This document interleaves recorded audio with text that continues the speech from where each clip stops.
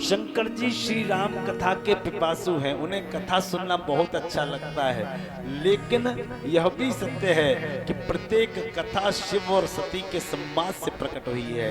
रचौ महेश निज मान सराखा, शिव सती के संवाद से ही तंत्र प्रकट हुआ है, शिव सती के संवाद से ही मंत्र प्रकट हुआ है। तो शंकर जी त्रिशूल को उठा के जाने लगे तो माता सती ने कहा, हम कहाँ जा रहे हो? बोले हम कथा सुनने जा रहे हैं। बोले आप तो खुद कथा जानते हैं, अपने आप पढ़ लो, कथा हो जाएगी। बोले नहीं, किसी विद्वान से कथा सुनने का आनंद ही और है।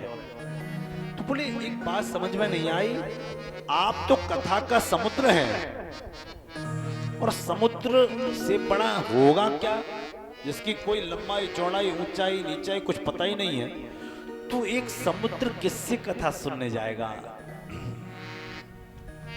तो शिव जी मुस्कुराए, देवी यही अभिमान को दूर करना पड़ता है। आज यह दास एक कुंभ से यानी कि घड़े से कथा सुनने जा रहा है। कुंभ माने क्या होता है? घड़ा, कुंभज। अगस्त ऋषि एक बार त्रेतायुग माही और शंभु गयो कुंभजरी से पाही। तो देवी बोली हम भी चलेंगे, हम ये देखने चलेंगे, सुनने नहीं जाएंगे। उन्होंने साफ कह दिया था, सुनने नहीं जाएंगे कथा, हम ये देखने चलेंगे कि आखिरकार समुद्र घड़े से कथा सुनता कैसे है, घड़े में समुद्र समा कैसे जाएगा, ये सुनने जाएंगे, हम देखने जाएंगे। तो तुलसीदास जी ने क्या लिखा, बहुत ध्यान से सुनना इन चीजों को। संग सती सती जग जननी भवानी, तीन विशेषण लगाए। संग सती जग जननी भवानी। और ये पहली बार हुआ कि कथावाचक ने उठ के कथा श्रोताओं का सम्मान किया। पूजे ऋषि अखिलेश्वर जानी, और कथा सुनाना प्रारंभ कर दी। राम कथा मुनि वर्ज बखानी, राम कथा मुनि वर्ज बखानी। सुनी महेश परम सुख मानी, सुनी महेश परम सुख मानी।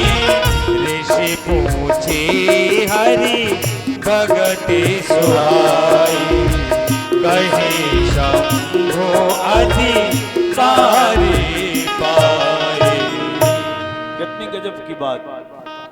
राम कथा मुनि बरज बखानी, राम जी की कथा पूरी सुनाई, कही राम कथा सुना दी। उसके बाद क्या हुआ, पूछा और सुनिय महेश परम सुख जान। यहाँ पे प्रमाण मिलता है कि सती जी देखने गई थी, सुनने नहीं गई थी, क्योंकि लाइन क्या है, सुनिय महेश, सती नहीं लिखा, परम सुखमानी। तो मैंने पहले दिन पूछा था, फिर मैंने पूछा भी नहीं, क्यों पूछूं भैया, आप तो जब इतने श्रोता आ रहे हैं तो कथा समझ में आ ही रही है, इसीलिए आ रहे हैं, है ना। बाकी एक कथा कहने वाला कितना भी विद्वान हो, ये प्रमाण है इसका, लेकिन सुनने वाले के प्रति जब तक उसमें श्रद्धा नहीं होगी कथा समझ में आ नहीं सकती है। यही सती जी के साथ हुआ। सती जी ने कहा मेरा पति सबसे बड़ा विद्वान, उसके आगे सब बेकार है। तो कथा कहने वाले के प्रति विश्वास नहीं था, श्रद्धा नहीं थी, इसीलिए सती जी को कथा समझ में नहीं आई। अब फिर ऋषिवर ने पूछा, राम कथा मुनि वर्ज बखानी, सुनिय महेश परम सुख मानी। तो ऋषि ने पूछा कथा समझ में आई? तो अकेले शंकर जी बोले हाँ हाँ समझ में आई।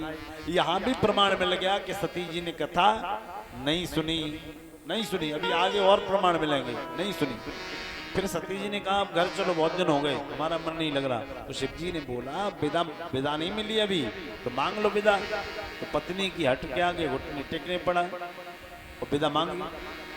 मुनि सन विदा मांगे त्रिपुरारी, मुनि सन विदा मांगे त्रिपुरारी, चले भवन संग दक्ष कुमारी, चले भवन संग दक्ष कुमारी, ते अवसर भर जनमहि भारा, हरि रघुवंश लीन अवतारा।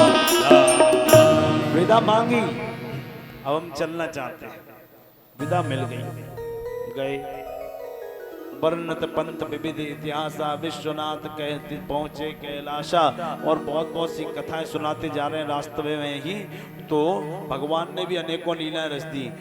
युग के समय भगवान हरि ने रघुवंश में अवतार लिया, राजा दशरथ के पुत्र बन के आए, श्री राम नाम धराया और श्री राम नाम धरा के अनेकानेक लीलाएं की। वनवास मिला, वनवास में वन में गए और वनवास में जब वन में गए तो मारीच माया का मृग बन के आया और रावण उनको छलने आया। तो मारीच के पीछे राम जी को जानकी जी ने भेज दिया और रावण ने जानकी जी का हरण कर लिया। जानकी जी का हरण करके रावण चला गया।